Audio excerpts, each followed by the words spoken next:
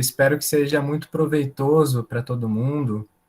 Se vocês tiverem alguma dúvida durante a nossa conversa, isso aqui, vamos tratar disso aqui como um momento para a gente absorver um conhecimento que talvez seja novo, ou um momento para você revisitar algumas coisas, alguns conceitos, algumas práticas, algumas técnicas que você talvez já conheça.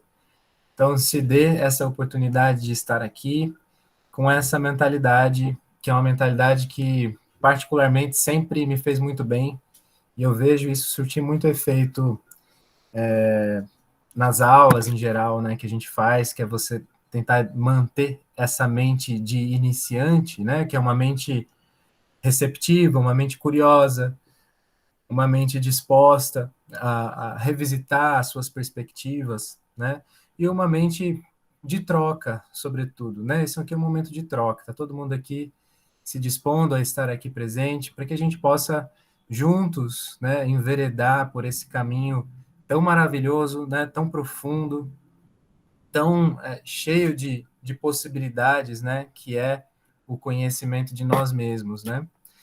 Então, sejam todos bem-vindos, bem-vindas. Meu nome é Tiago, né?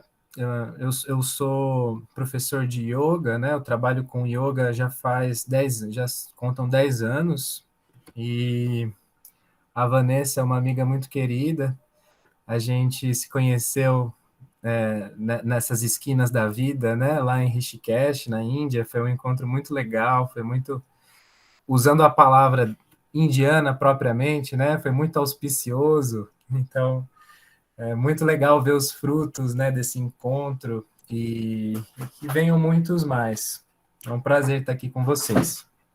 Então, hoje a gente vai tocar em alguns assuntos, né? A gente está falando sobre esse curso de formação de professores de meditação, né, de instrutores.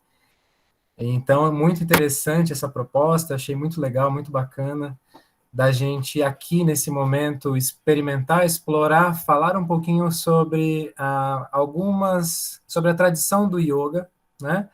E como é que as técnicas de meditação, como é que acontece a meditação dentro dessa tradição, que é uma tradição muito antiga, uma tradição muito vasta, mas é uma tradição que se sustenta até hoje, se atualizando, né, se modificando constantemente. Então, eu pensei da gente começar a falar sobre esse assunto usando uma breve contextualização de como é que o yoga chegou até nós, né, para a gente pensar primeiro o que seria essa tradição do yoga, né? Eu, eu, eu acredito que alguns de vocês talvez não tenham tido a oportunidade de praticar yoga, de conhecer um pouco mais profundamente. Então, a gente vai falar um pouquinho sobre a tradição do yoga, a tradição do yoga moderno, né? Como é que a gente veio parar onde estamos, de onde vieram alguns dos conceitos principais que a gente vai usar para falar de meditação, né? Existem várias formas, e essa aula aqui é um momento para a gente começar a introduzir algumas questões, para a gente explorar esse espaço meditativo, né, para a gente criar esse terreno fértil, né, para a investigação. E é isso. Nosso projeto de hoje, então, é falar sobre a filosofia da meditação.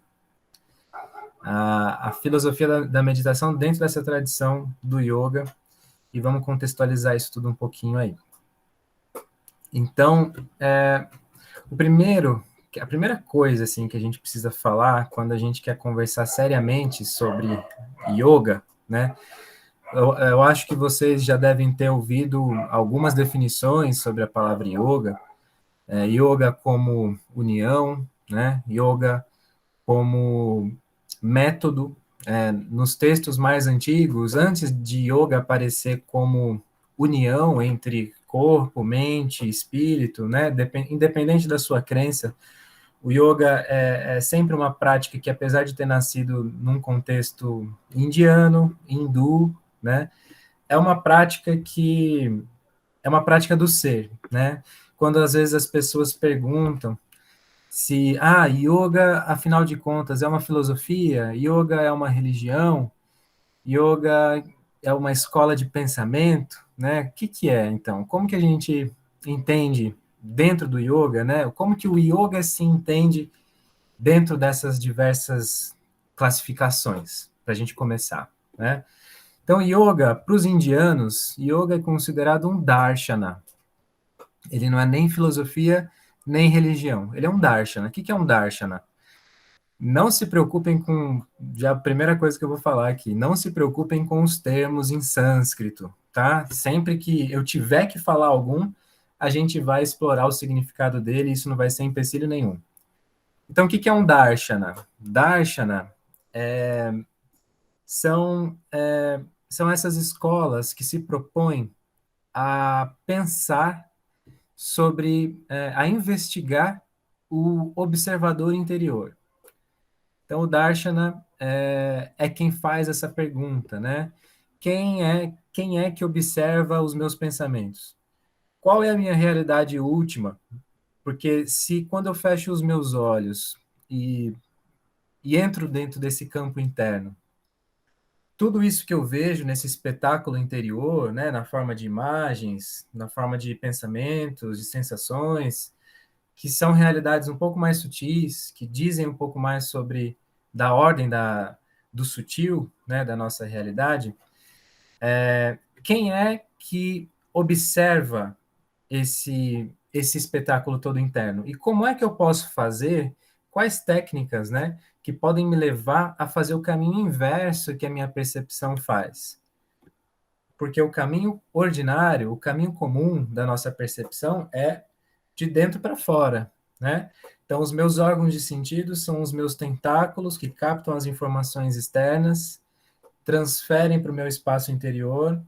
A grosso modo, depois a gente vai aprofundar durante as aulas toda essa relação na descrição dos corpos sutis, na descrição do corpo yogi, né? Como é que o yoga entende esse processo cognitivo, né? Mas o Darshana é essa escola de pensamento que busca justamente fechar os olhos, olhar para dentro e, e observar em profundidade o que se passa aí. Então, a gente pode fazer um breve exercício só para a gente começar, né?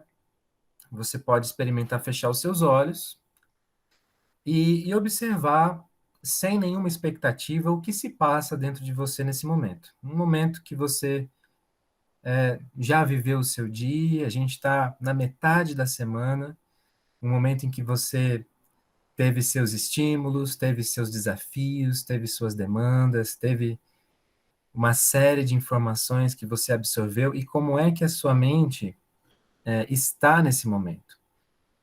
Qual é a natureza da sua mente? Mas a gente não vai se ocupar nesse momento em aprofundar em palavras o que você consegue ler nesse seu espaço interior.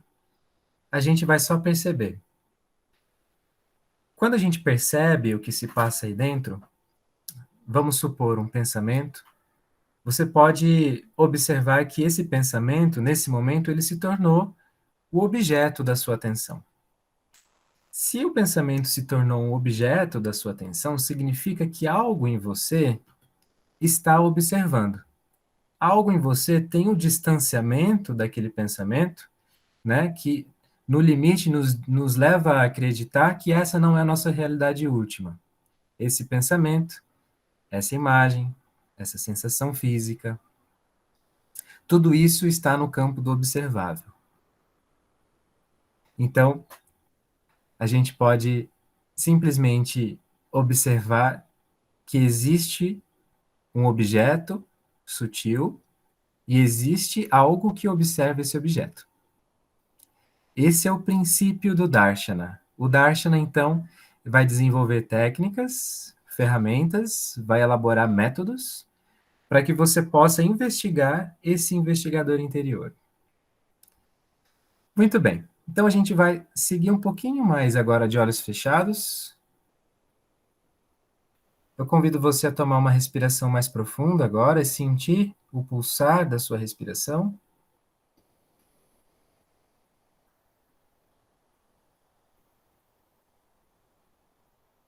Você pode manter a sua respiração natural. a sua postura física de forma bem confortável.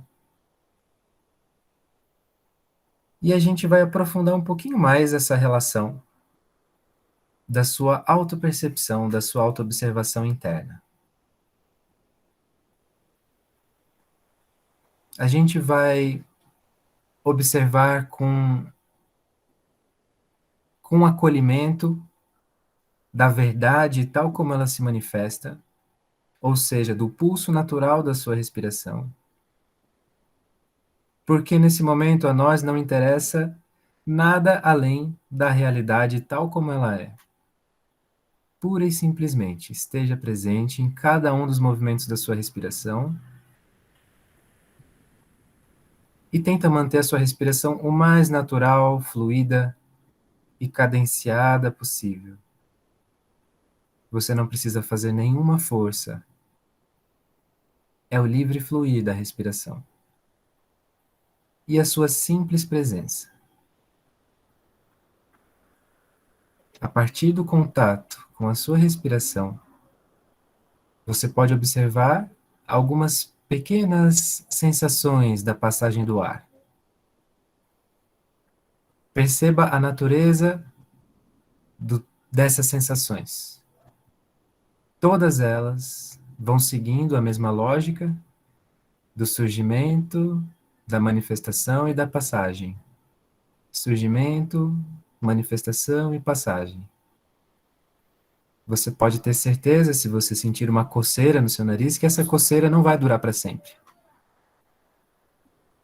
Porque ela está inserida na mesma lógica, na mesma sabedoria que rege tudo dentro do campo da matéria.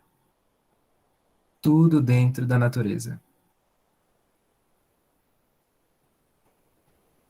Então, o primeiro ensinamento da nossa respiração nos ensina sobre a passagem, a natureza do nosso corpo e de toda a matéria.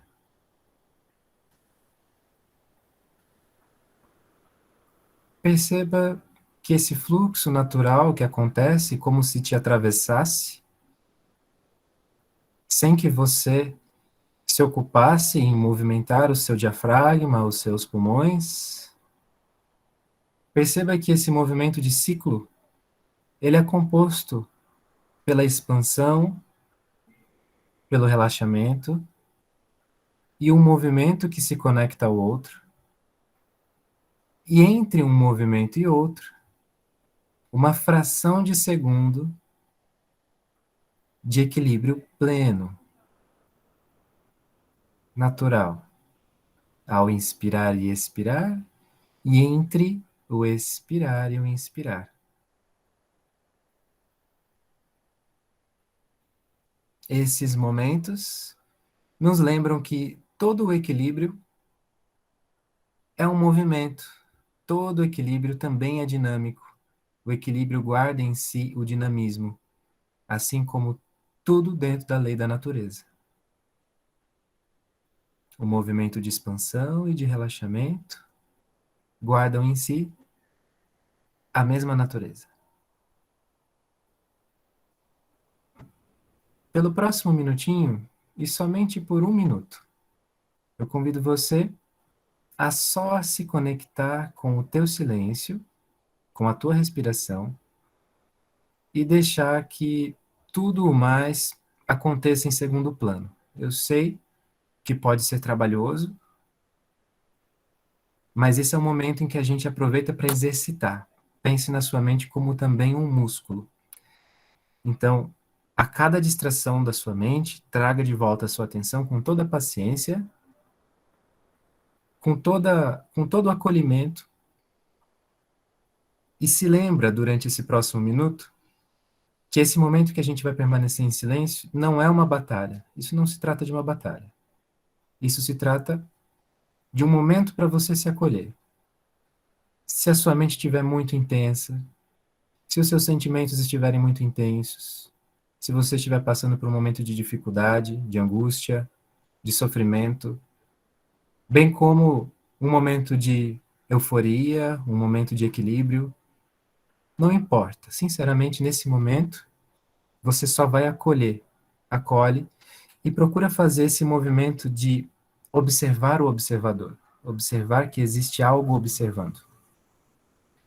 Simultaneamente, a presença em cada um dos movimentos da sua respiração. Vamos fazer esse minutinho antes da gente seguir. Então, em silêncio, aproveita para se conectar consigo, para a gente iniciar a nossa conversa.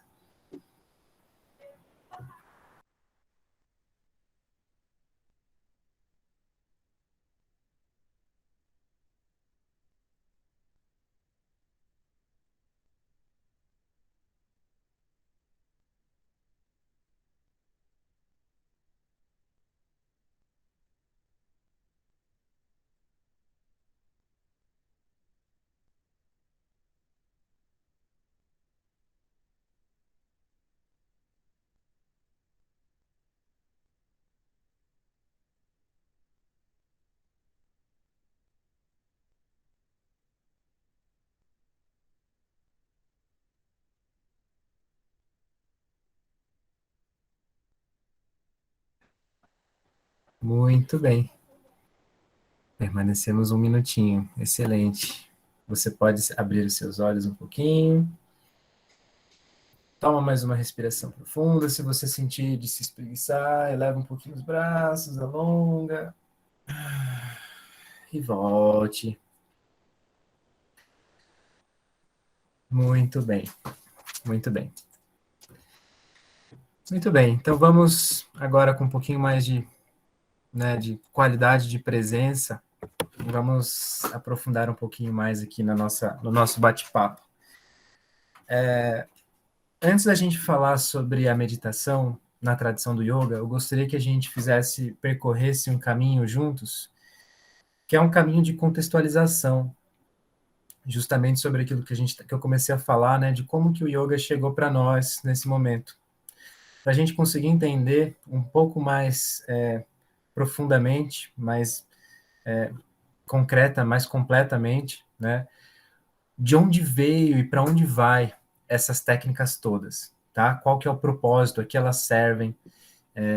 É bom para a gente que vai trabalhar com meditação, ou a gente que gosta de praticar, né, meditação, que a gente saiba entender, explicar para as pessoas também qual que é, o que está em volta, né, o que está correlacionado ao que a gente está fazendo, né, para que isso não vire mais um dogma, para que você não simplesmente não sente, não faça, não recite um mantra, né?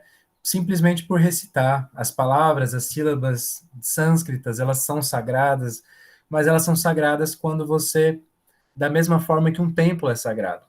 Se você está entrando num templo, se você está entrando numa igreja, se você está entrando num lugar, na natureza, ou na sua casa, né?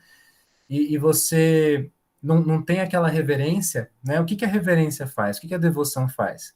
A devoção, ela te coloca num estado de cuidado, né? Num cuidado amoroso. E esse estado de cuidado amoroso, ele é o quê? Ele é pura e simplesmente um estado de presença, né?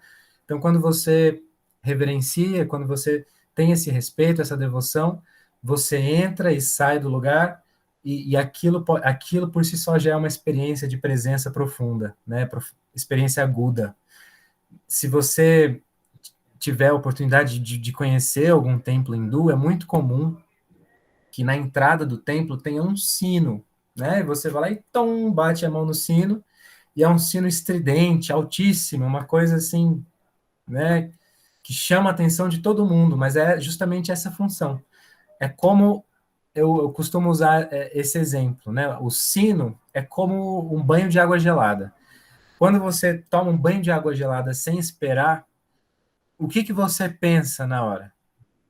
Em absolutamente nada, né? Você pensa em nada, absolutamente nada. Um banho de água gelada te coloca profundamente no momento presente, né? E assim como o sino, a função do sino é limpar a mente, de repente você é ocupado por aquele som e ali você está, né? Então vamos lá. O primeiro que a gente precisa falar, quando a gente vai falar seriamente, né, sobre a tradição do yoga, o que isso significa dizer? Quando você vai se dispor a praticar yoga, né, para a gente entender quais são os mecanismos de atuação do yoga desde o corpo físico às realidades mais sutis, a gente precisa evitar os chamados anacronismos, né? O que são o que é um anacronismo? É quando você olha com o seu olhar de um sujeito, de uma pessoa moderna, né, em pleno século XXI, com tanta informação, com tanto conhecimento à sua disposição, né? E você olha para os textos, você olha para a tradição passada com esse mesmo olhar de julgamento, né? Esse mesmo olhar moderno, né? Em suma, moderno. A gente vive no século XXI, o tanto de melhoria, né? O tanto que a gente já conseguiu progredir para sair dessa barbárie, né? Que foi em algumas relações, algumas instituições, alguns regimes, né? É, a gente progrediu muito enquanto humanidade, né? A gente pode perceber que nos textos antigos de yoga, por exemplo, nenhum dos textos de grande expressão tem autoria de uma mulher, né? Porque até então, até o começo do século, até quando o yoga começou a ser difundido de fato na Índia, né? Por volta do século 10, 12, quando a gente teve um movimento de contracultura que quebrou com o brahmanismo. Depois a gente vai falar sobre tudo isso em muito detalhe no curso, tá?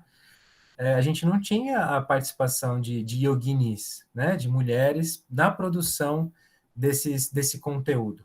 Né? Até hoje em dia, né, a Índia é uma sociedade muito patriarcal, né? E a gente tem que pontuar, a gente vai tocar em certos aspectos aqui na discussão sobre os tópicos de meditação, porque a gente precisa contextualizar para entender de onde vem, né? Então, até hoje em dia é muito raro. Hoje em dia ainda já se tem muitas gurus, muitas professoras. Eu tive uma professora, e você percebe que a mulher que adquire essa proeminência, né, numa sociedade extremamente patriarcal como a indiana, você percebe que ela tem uma coisa muito diferenciada. Ela é uma pessoa que naturalmente tem uma força de precisar ter remado contra uma geração muito conservadora, extremamente conservadora, né? A ponto de as mulheres terem que andar atrás, de às vezes não poder nem interagir, né? Dos homens se dirigirem somente aos homens. Então, a gente vai tocar em alguns desses assuntos, porque a gente não pode esquecer que a gente foi socializado, a gente cresceu num determinado espaço, num determinado tempo e, sobretudo, numa determinada cultura, né? E a primeira coisa que a gente precisa pensar agora que a gente vai construir um pouquinho dessa ideia sobre a tradição do yoga, para que a gente possa depois chegar no entendimento da meditação dentro dessa tradição, é justamente o olhar sobre nós mesmos, né? Sobre a nossa capacidade de conseguir receber uma cultura e uma prática totalmente diferentes da nossa, que foram concebidos num tempo e numa época totalmente diferentes da nossa. Então, a gente precisa aprender minimamente a abstrair, né, de alguns conceitos. A gente precisa, no mínimo, eu costumo trazer um exemplo, que é um exemplo que elucida muito esse esforço que a gente faz. É um esforço de um roteirista de cinema. Então, é como se a gente tivesse recebido aqui uma proposta, né, da gente pensar como é que os yogis viviam séculos V antes de Cristo, né? Então ele vai pesquisar como que eles se vestiam, quais eram os hábitos, o que eles comiam, né? Vai procurar saber quais eram os costumes daquela época, né? Então a gente precisa entender um pouquinho disso. A gente vai fazer esse percurso aqui agora um pouquinho para entender como que ele chegou até nós, como que ele foi se modificando. Eu vou pegar mais a segunda parte dessa história, desse contexto, para a gente falar aqui um pouquinho mais rapidinho, para depois a gente conseguir fazer mais uma prática de meditação antes da gente se despedir, tá bom? Mas durante o curso a gente vai falar em mais detalhes todo esse caminho, que é um caminho muito interessante, principalmente para você perceber historicamente, né, como que os elementos, como que o yogi, né, a gente já vai até desconstruir um pouquinho mais desse estereótipo que vai se alimentando de que o yogi é um ser separado do mundo, né, um ser descolado do mundo, um ser que vive meditando em silêncio numa caverna, né? A gente vai ver como que justamente a participação no contexto, né, social, histórico, de que a cultura foi passando e atravessando ao passar do tempo, como que isso foi transformando radicalmente as práticas, né? E aí você vai poder perceber que o que a gente pratica hoje, não só o yoga moderno, mas como todo o processo de meditação, né, que a gente tem hoje, ele é um contínuo, lapidado, né, com muita, com muito tempo, né? Então, mais ou menos no comecinho do século XX, a gente tem a independência da Índia, né?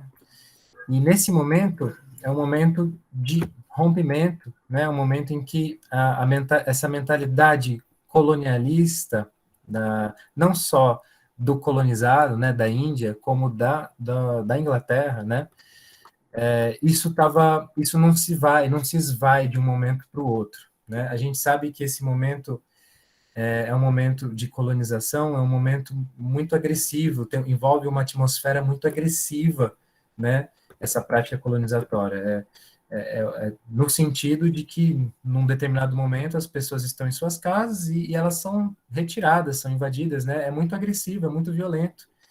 Mas se a gente não perceber, se a gente não entender que existe esse peso, né, colonialista nesse período da Índia, a gente precisa entender isso para saber em que meio, né, que tipo de prática cultural estava acontecendo, quais eram os discursos que estavam acontecendo, porque foi justamente nesse momento que o yoga começou a sair da Índia e assumir maior proeminência aqui no nosso Ocidente, né, que foi um momento ali logo em seguida, meados do século XX, depois nos anos 60, com a vinda dos hippies, né? E o yoga pareceu uma prática que acomodou muito bem, né, aquela cultura.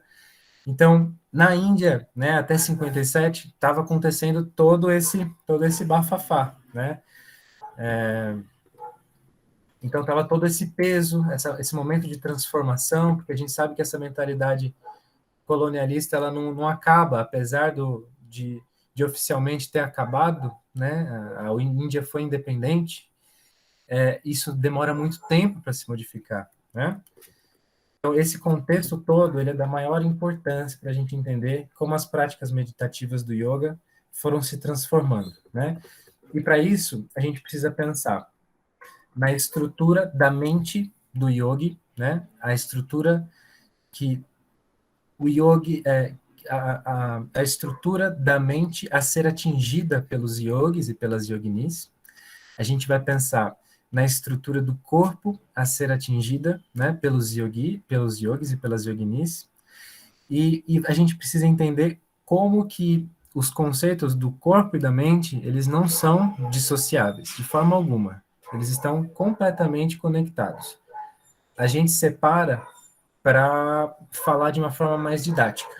A gente fala sobre o corpo, a gente separa o corpo da mente só para fins pedagógicos mesmo, né? Mas no entendimento do yoga, corpo e mente são indissociáveis, né? A gente pode muito claramente, sem muito devaneio, perceber e sentir no nosso corpo o quanto que a gente somatiza, né? Quanto que existe um caminho de mão dupla, né? É tão caminho de mão dupla que a gente não consegue definir, ó, aqui termina um, aqui começa o outro, né? Mas, enfim, a gente estava falando sobre o pensamento colonialista, né? Porque a gente vai empreender um esforço de descolonizar justamente o yoga, né? Porque nesse momento, bom, a gente, enquanto colônia, né, a gente sabe o que é ter esses problemas, que são problemas muito sérios, de identidade, né, sobre quem nós somos, né, enquanto povo, para que depois a gente possa entender e saber quem nós somos enquanto indivíduos, né? Então, Um dos problemas desse efeito colonizatório é de que essa mentalidade nacional ela é sempre tendenciosa a achar que aquilo que vem de fora é melhor do que aquilo que a gente tem aqui. Basta a gente olhar para a nossa própria cultura, né? A gente tem os indígenas, né, com uma tradição imensa de saberes populares, de ervas, de alimentação, enfim, de cosmologia, uma coisa que a gente estuda na escola, a mitologia grega, mas não estuda a mitologia guarani, a mitologia indígena, né? Isso é uma coisa que é um sintoma muito corriqueiro, né, em todas as colônias. A gente sempre acha que o de fora é melhor, né? Então a gente passa a negar um pouco mais aquilo que vem de dentro, né? De dentro do nosso próprio país. Quando eu tive estudando Ayurveda na Índia, eu tive uma compreensão muito profunda, muito sensível no nível prático, experiencial disso. Porque a gente aqui, quando a gente vai falar de Ayurveda, né, a gente pensa, não sei se todos aqui já ouviram falar de Ayurveda, né, mas Ayurveda é a ciência da vida, né, com conhecimentos ancestrais, naturais, né? E aí quando a gente pensa aqui na Ayurveda, vou fazer um tratamento ayurvédico, né? Aí eu vou lá numa clínica, num lugar que é todo bonitinho, né? Todo muito receptivo, é sempre tudo muito gostoso, é tudo muito receptivo, né? E aí eu fui num lugar, busquei saber onde que era um lugar mais assim tradicional para aprender Ayurveda. Fui para Kerala, para o sul da Índia, que é o lugar mais, né, que tem mais forte esse movimento, né, das tradições. E quando eu cheguei no lugar, era muito semelhante a uma tribo. Era praticamente uma tribo indígena, né? É o tipo de coisa que eu imagino uma outra pessoa vindo fazer no nosso país. Uma pessoa que vai querer conhecer as medicinas da floresta, por exemplo, né? E faz uma expedição e vai lá na nossa Amazônia e tal. Às vezes coisas que a gente até desconhece, né? Mas são coisas muito naturais, né? No final, assim, é muito conhecimento ancestral. É tão ancestral que eu lembro que a minha primeira conclusão foi foi a de que eu precisei atravessar o mundo para ouvir as coisas que a minha avó sempre me disse, né? São coisas assim, são saberes compartilhados, né? São saberes e que acaba sendo muito mais atraente porque está no nome em sânscrito, porque tem uma história de 5.000 anos e não sei o quê. Essa mentalidade que a gente está falando aqui, né? Mas voltando ao assunto, pensando nesse contexto colonizatório, né? Ao considerar que a gente está falando de uma Índia do início do século XX. Nesse momento, a gente tem o fortalecimento do que a gente chama hoje de yoga moderno, né? Tem alguns expoentes, alguns professores muito importantes dessa época, como, por exemplo, Krishnamacharya, né, que é conhecido como, mais ou menos, como o pai do yoga moderno, né? Porque o que ele fez foi de alguma forma, compilar alguns conhecimentos, alguns tratados de asana e organizar isso por força das circunstâncias que ele estava também, né?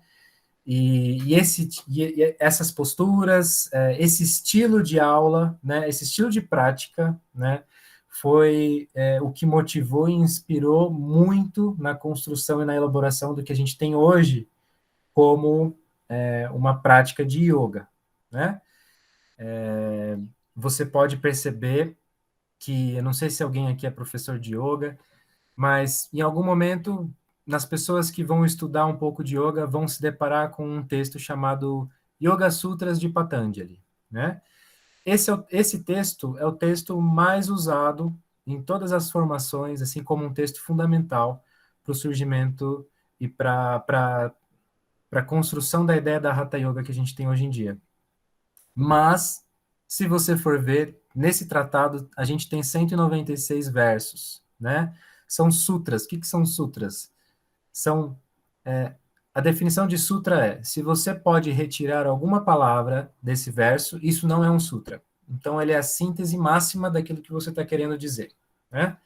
Nos Yoga Sutras nós temos 196 versos, e desses 196, apenas 3 dizem respeito sobre os asanas, sobre as posturas, né?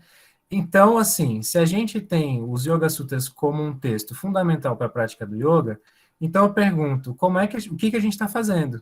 Né? Se numa aula de 1 hora de Hatha Yoga a gente faz pelo menos 45 minutos de posturas físicas, né? Aonde que está essa informação, né? Então, para isso, a gente precisa voltar um pouquinho mais. A gente não vai fazer esse retrospecto, que eu acho que isso a gente pode aprofundar um pouquinho mais no depois, quando a gente for falar no curso, né? Mas aqui o que eu gostaria de falar com vocês é justamente sobre esses Yoga Sutras. O que é o Yoga Sutra? Né? O Yoga Sutra é um tratado de meditação. Ele vai começar com Yoga Chitta Vritti Nirodha, Hatha Yoga Anushasana, depois Hatha Yoga, ele vai falar que o yoga é a cessação das flutuações, da inquietação mental, e aí então ele começa nos 4 capítulos, ele oferece uma ferramenta para você controlar, administrar e manter, né, esse estado de equilíbrio mental, de autoobservação. Para isso, né, ele vai fazendo esse caminho, que é um caminho que a gente faz na nossa aula de yoga, né? É um caminho que a gente vai fazer nas nossas práticas meditativas. É um caminho que vai conectar o denso ao sutil.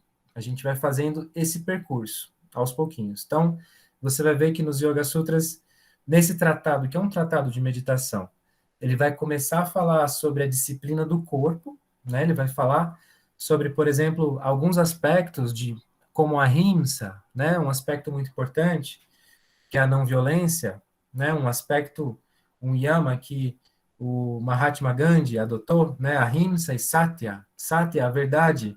O yogi, então, deve ser aquela pessoa que procura ao máximo ser não violento, não ser agressivo, né? De forma desnecessária e de forma alguma, né?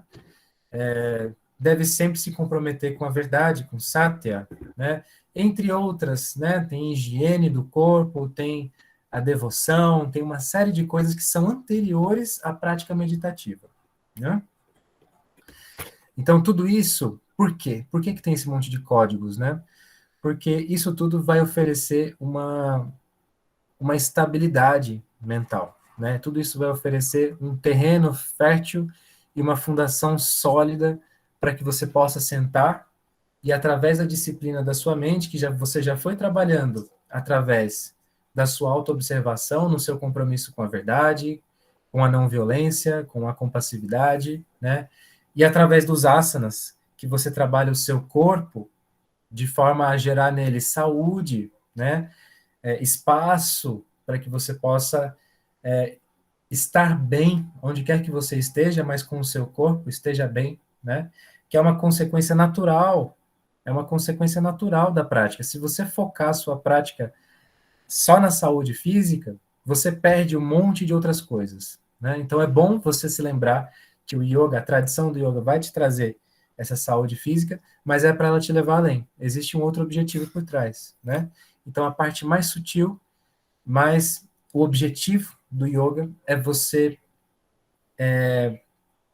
meditar, basicamente, né? A saúde do corpo, todos os asanas da Hatha Yoga clássica, eles te levam à postura sentada. É isso, é para isso que a gente faz as posturas, para ter saúde no corpo, para você sentar, para você fechar os seus olhos e para você não ser atrapalhado nem pelo seu corpo nem pela sua mente, né? Então, voltando um pouquinho para onde a gente estava, né? A gente estava falando do Krishnamacharya na metade do século XX, só para dizer o que eu queria dizer, até onde eu queria trazer a gente nessa contextualização. E que, em meados desse século XX, o yoga ele surge como um grande trunfo, né? Como uma afirmação para demonstração mundial de que a própria cultura da Índia, né? Ela tem uma superioridade à do Império Inglês, né? Não só do Império Inglês, mas como um todo, não só o yoga, né? mas toda a filosofia, toda a música. Então, o yoga, sobretudo, ele surge como esse grande mérito, né, da cultura indiana. E nesse momento, o yoga adquire essa pulsão, né, internacional. E por que a gente estava falando dessa mentalidade colonizadora, né? Essa mentalidade ela não vai abandonar totalmente nessa imigração que o yoga vai fazer para fora da Índia. Essa mentalidade ela não vai de todo, né, ser transformada de um momento para o outro. Então a gente vai ter um momento de muita transformação. É um momento em que o yoga moderno ele vai se adaptar ao que a gente tem aqui hoje. É um momento em que o yoga ele vai perder a dimensão ritualística, né? E vai adquirir cada vez mais uma dimensão universalista. Então, o que a gente vê, como que isso se traduz no nível prático, né? Provavelmente vocês já ouviram falar de chakras, de centros energéticos, né, do nosso corpo. Chakras, o entendimento de chakra, né, ele é essencial para a Hatha Yoga. Ele é natural da Hatha Yoga. É ali que ele surge, né, o entendimento de chakra. Chakra significa roda, né, roda ou círculo. Chakra, existem três palavras que são... Eu já vou explicar as dúvidas aqui, tá? Existem três coisas correlacionadas em relação ao chakra, né? É o chakra, a mandala e o yantra, né? Que a Vanessa, inclusive, faz umas mandalas lindas. Os três têm essa mesma proposta, né? De algo em movimento, orgânico, circular.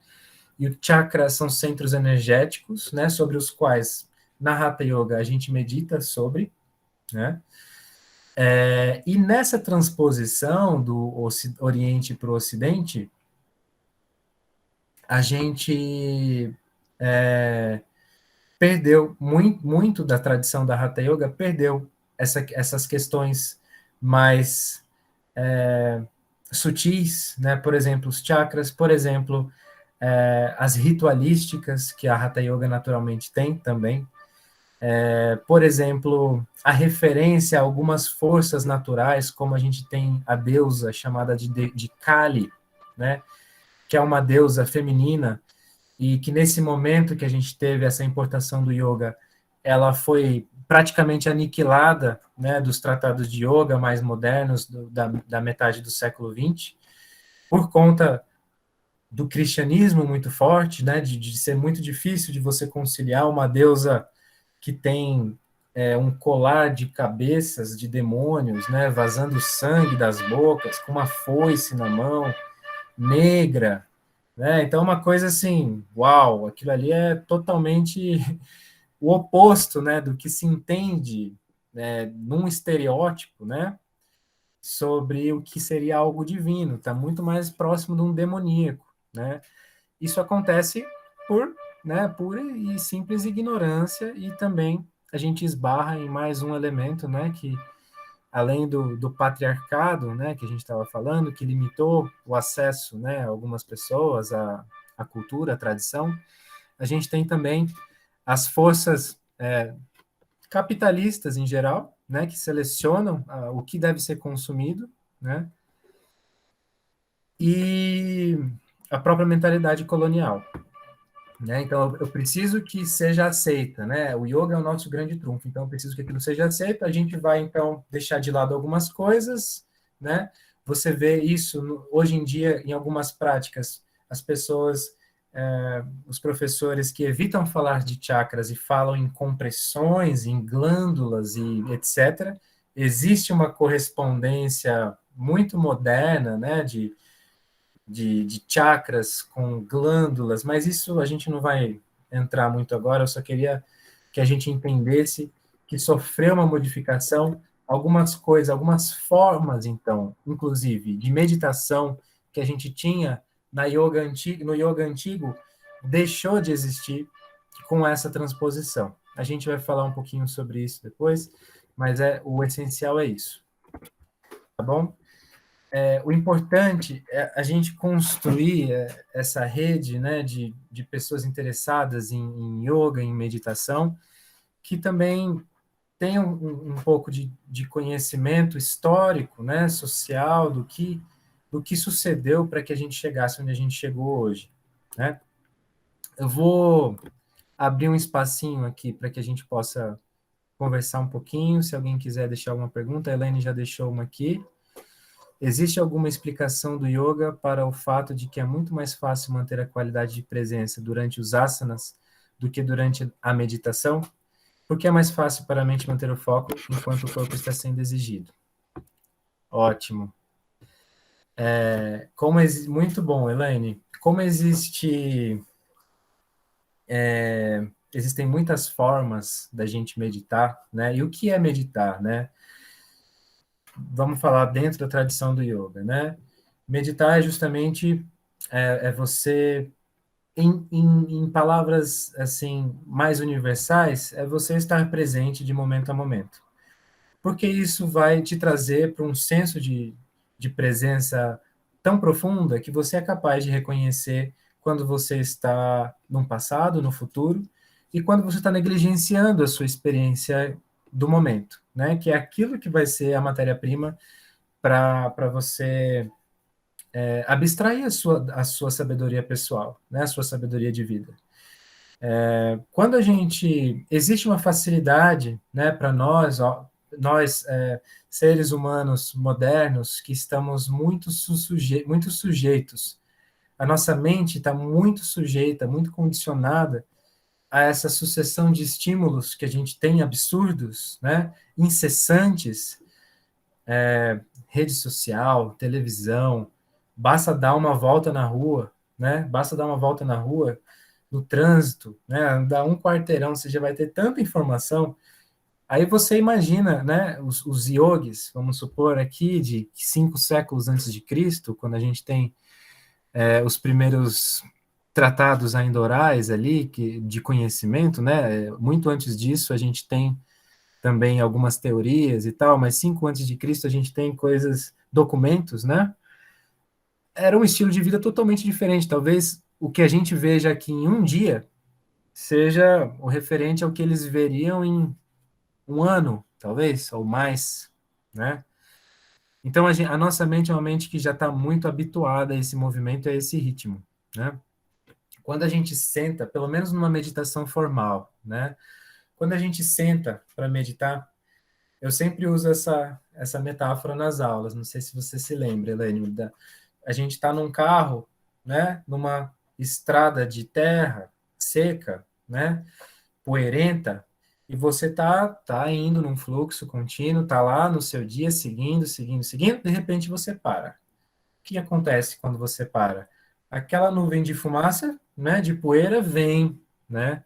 E atordou os seus sentidos, você não consegue enxergar, aquilo te atrapalha, né?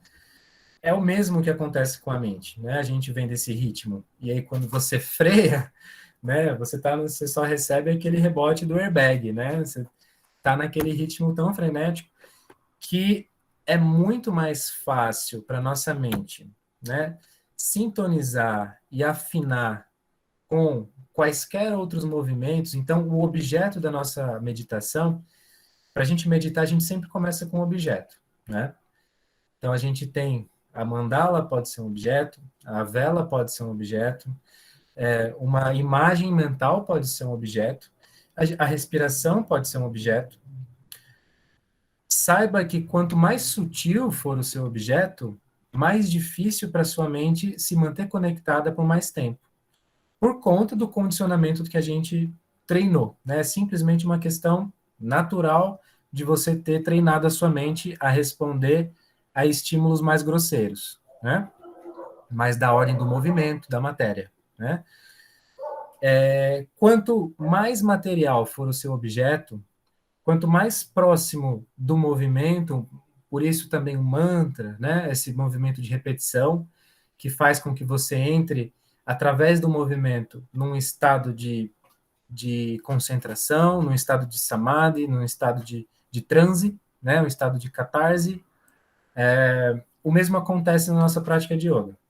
Então, quando a gente está com o movimento, né, existem algumas coisas, existem os alinhamentos da postura que você precisa se ocupar, então você já dá um docinho para sua mente, ó, você não vai ficar totalmente abandonada não, tendo que observar o silêncio, né? Aqui tá aqui um docinho para você, tem que manter o ombro assim, ó. Então tá, tem que manter o ombro assim. Ah, mas não é só o ombro, é o abdômen, é o quadril, é o braço assim, é o olhar ali e é a respiração tal, né?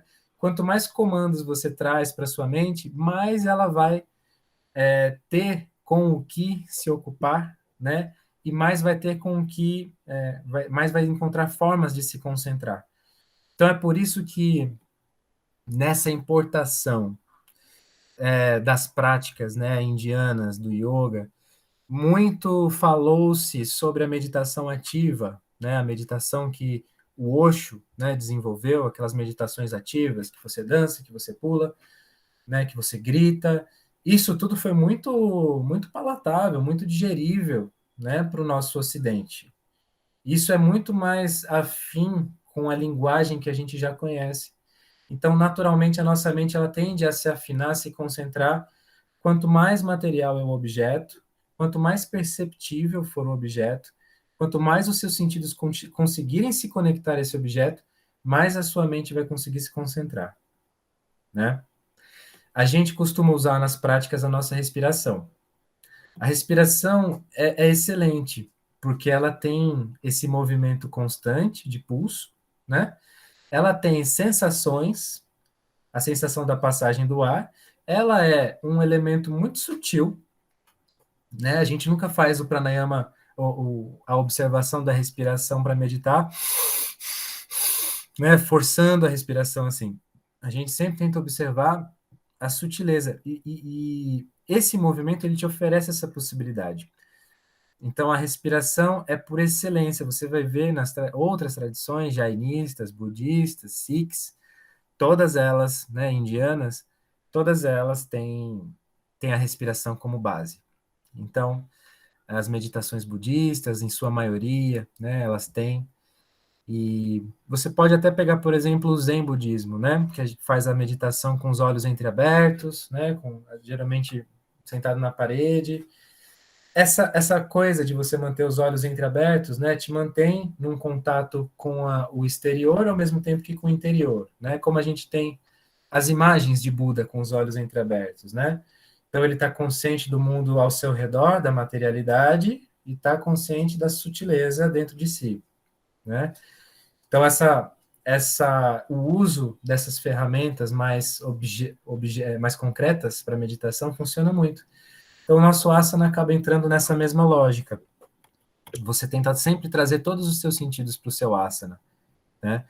Isso leva a gente para um lugar que é um lugar muito muito pertinente de se chegar, né? De que a gente não precisa sentar, né, de pernas cruzadas e fechar os olhos e fazer o seu mudra, né, colocar os seus dedinhos assim para você meditar. Você pode meditar onde quer que você esteja, né? Então, essa essa esse é o grande lance, na verdade, da prática da meditação dentro da tradição do yoga também, né? Porque você consegue estender isso para tudo que você estiver fazendo. Tudo é motivo de. É, tudo é um objeto da sua meditação, né? Lavar sua louça, arrumar sua cama, varrer sua casa, é o que a gente chama de karma yoga, né? E isso também é um caminho para a iluminação, né? Todos esses termos, né? Iluminação, essas coisas todas, a gente não precisa se preocupar com isso agora. Quando a gente for ter mais tempo, numa outra ocasião, a gente entra em mais detalhes, porque tem muita coisa para falar, né? O que eu gostaria, para a gente também não se estender demais, é só da gente fazer uma última prática, uma prática simples, uma prática muito acessível, tá? Uma coisa que o yoga tem quando a gente vai falar sobre meditação, quando a gente vai falar sobre o corpo e a mente, essa correlação, A cosmologia do nosso corpo é como se no nosso corpo, nesse microcosmo que é você guardasse toda a grandiosidade do universo. Existe um canal de correspondências, né? No qual, dentro do seu corpo, você pode visitar os elementos, né? A água, o fogo, o ar, a terra e o espaço, onde eles acontecem. Todos os seus sentidos estão relacionados aos elementos, as partes do seu corpo, o seu biotipo, né? A forma com que o seu psicológico age, tudo isso tem uma correspondência do micro e macro. Isso é muito legal, né? O que a gente vai experimentar hoje é um microcosmo entre Sol e Lua, né? O lado direito da nossa narina direita é a correspondente solar, o lado esquerdo é o correspondente lunar. Então, quando a gente for fazer a nossa próxima respiração, você, ao inspirar pelos respectivos lados, você tenta invocar no nível da sua intenção, tá? As qualidades dessas duas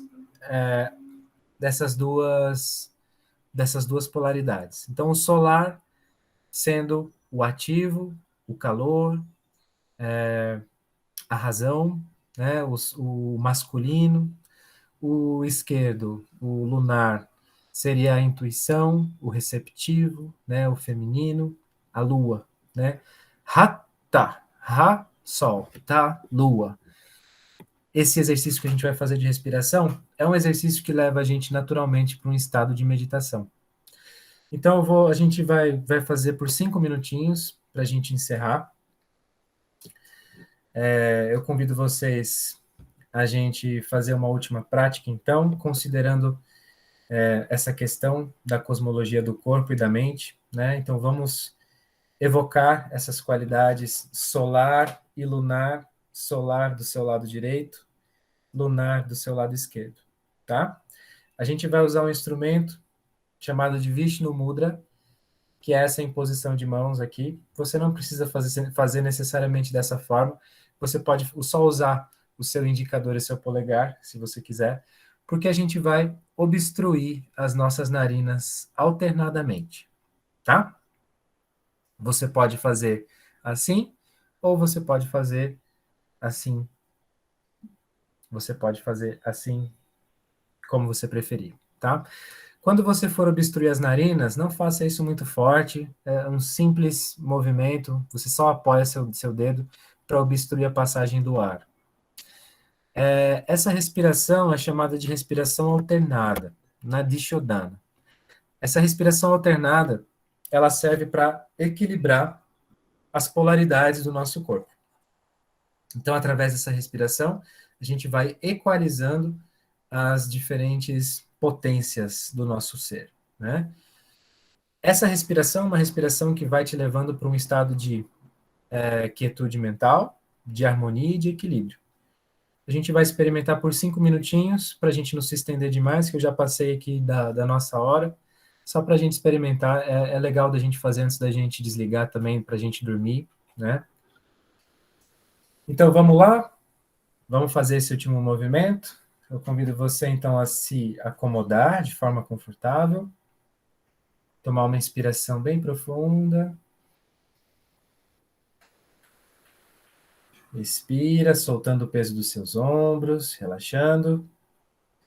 Como a gente está no período da noite, a gente vai começar obstruindo a narina direita e vamos inspirar pela esquerda. Então você vai inspirar pela esquerda e sempre que seus pulmões estiverem cheios, você vai trocar o lado. Inspirou pela esquerda, trocou de lado, seu pulmão está cheio, expira pela direita. Inspira pela direita, preencheu os pulmões, trocou de lado. Expira pela esquerda. Inspira pela esquerda, pulmão está cheio, trocou. Expira pela direita.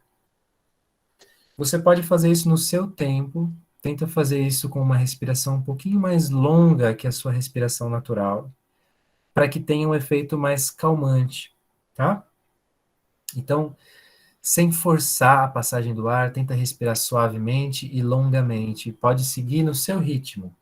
Sempre trocamos de lado quando os pulmões estiverem cheios. Guarda essa regrinha e vai no seu ritmo.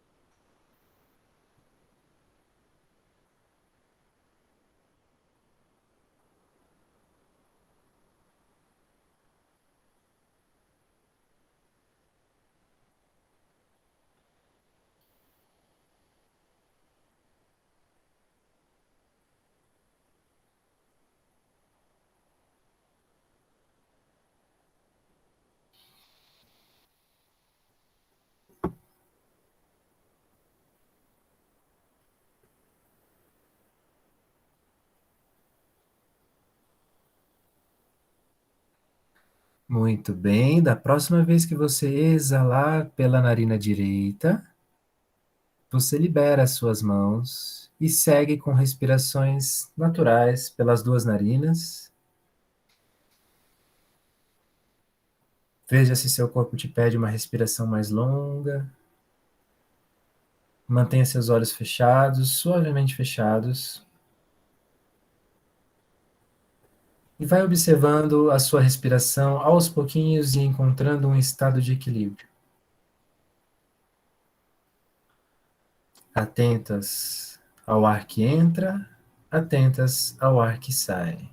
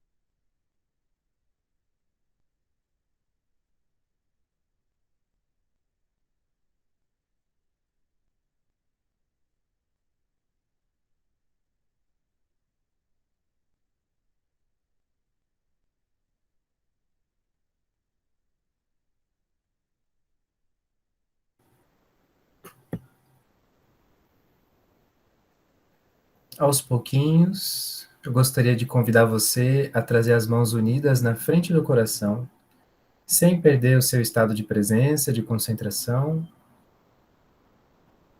A sua meditação, a sua atenção, o exercício da sua atenção continua.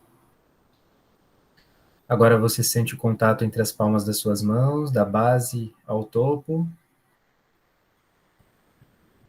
Você sente o calor entre as palmas. E você se conecta ao teu centro cardíaco, o centro do teu coração, onde habita a energia compassiva, amorosa e extremamente sábia do seu coração. Nesse momento, eu convido vocês a trazer a sua tela mental, todos os seres, aqueles que convivem com você, que estejam num momento de dificuldade, que você possa emanar essas vibrações para essa pessoa, para este ser, traga a sua intenção, direcione a sua intenção. Vamos aproveitar esse momento tão abençoado que estamos aqui para direcionar um pouquinho desses pensamentos e que todos os seres possam se beneficiar dos nossos pequenos passos nesse caminho do autoconhecimento,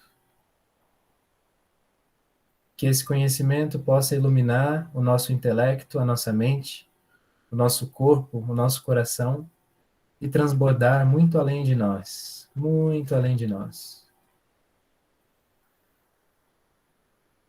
Que nós possamos seguir em paz, tenhamos uma boa noite, um bom descanso. Muito obrigado pela presença de cada um, de cada uma. Muito bom ver a carinha de vocês, da gente se conhecer, ainda que à distância. Hoje a gente passou por cima, né? Tocamos a superfície de coisas muito profundas. Então, saibam que existem uma miríade de variações, de formas, de maneiras de você acessar, né, se conectar com esse lugar que é um lugar naturalmente nosso, mas que a gente possa, acima de tudo e sobretudo, se lembrar, né, independente das técnicas que você escolha para incorporar no seu dia, que às vezes a gente fica batendo nas portas, né, sem perceber que a gente está batendo do lado de dentro. A gente já é tudo aquilo que a gente procura, que a gente precisa, que a gente gostaria de ser, né? A gente precisa limpar essas vidraças internas para que a gente possa se reconhecer, reconhecer essa essência, essa essa coisa que é tão natural de nós, né, que mais aproxima a gente um do outro do que distancia. Então, é isso, é a nossa natureza, esse é o nosso caminho. Vamos mantendo afinados aí nesse propósito e estamos juntos. Se alguém quiser deixar alguma pergunta, se alguém, meu contato está lá no grupo de WhatsApp. Se alguém quiser, eu passo aqui, a gente pode conversar depois.